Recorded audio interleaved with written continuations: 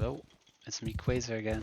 I want to make another video, but this time a shorter version actually from the last video, because it was a little bit long, it was 30 minutes.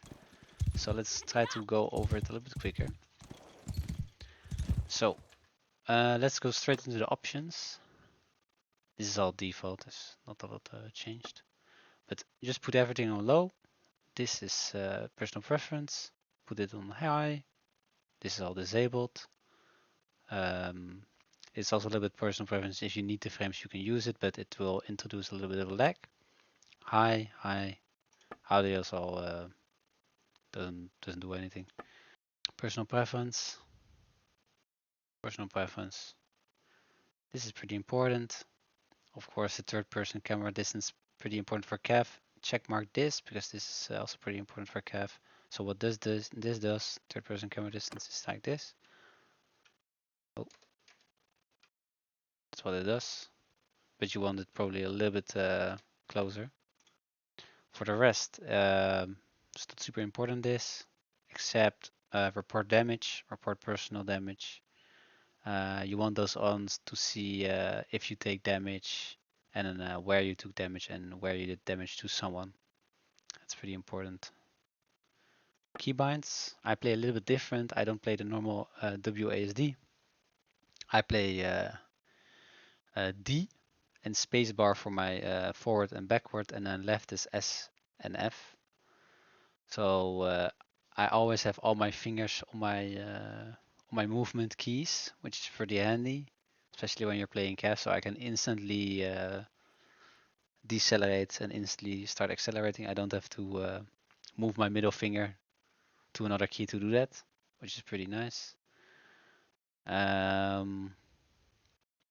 my kick is then on Z, so I can easily gallop. And my show indicator is on K, but that's not super important. So the next important thing for CAV is really the CAV macro. So normally you double tap W or S to stop or to accelerate. But there's one more thing you can do to gallop, is that you use your kick. So when you move forward and you kick, you make one gallop. But you can kind of make a macro for this to make it a little bit automated. So I made a macro. When I press set, it will keep spamming Z. You can see it. I hold it down, it keeps spamming it. And in practice, it will become this. So I press set now.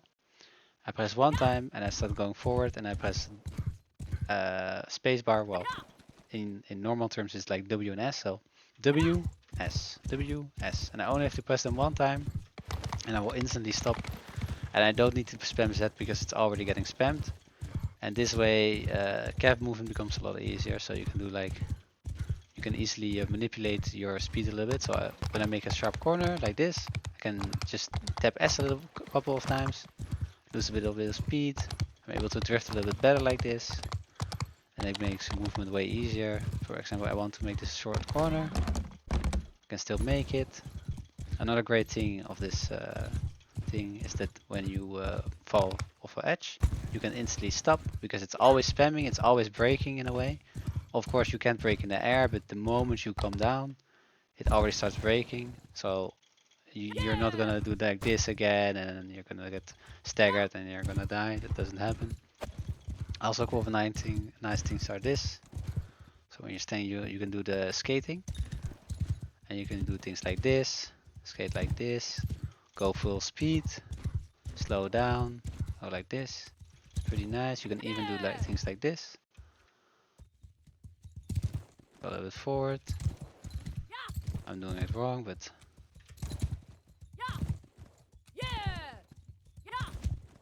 do it like this. It's pretty nice.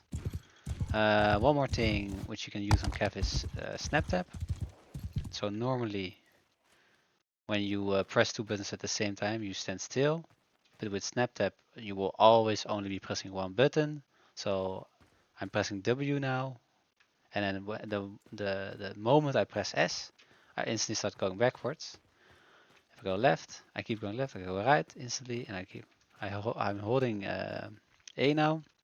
But the moment I press D, instantly go to the other way, and I don't stand still, which is really handy. On Cav as well, but on Inf is even better. But on Cav it makes it a little bit easier to bump step.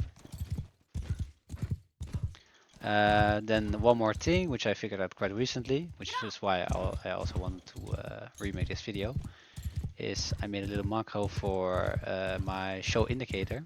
So normally you have to press your indicator key, which is for me K. So you have to keep it down to see the flags, but I made a toggle macro for it. So I just press the button one time and it's just toggled, and now I don't have to press it anymore. And I can toggle it off, toggle it on, toggle it off, toggle it on. It's quite handy when, for example, you're taking a flag and you don't want to hold a key. You can just see your infight and then, okay, inf is fighting, let's go there. Toggle it off, toggle it on. I know my ally is over here because you see the yellow name. You hit the enemy who is fighting.